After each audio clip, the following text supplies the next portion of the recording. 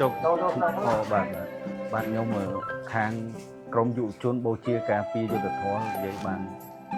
យើងណោយតិចតួចជូនលោកយាយនេះបច្ច័យខ្ញុំតំណាងឲ្យក្រមយុវជនបូជាការពីយុទ្ធធម៌លោកយាយជូនចៃលោកយាយជូនពរយាយសុខភាពល្អចាំមានជូនខ្លះជូនលោកទីតាក់យាយសពបាយអ្នកបានផលអសរផលបុណ្យស្រ័យផលឡើងសំជូនទៅដល់មេដាបេដានេះតាក្នុងពេលដាចែកខាងប្រមាណគ្រប់បានដល់ក៏បានដល់ហើយសូមមកពោលក្មួយខ្ញុំរំលឹកសូមវាទៅដល់យើងរួចចាស់ដល់និយាយជូនពរយាយឆាប់ជាអាយុកាន់តែវែងភាពល្អ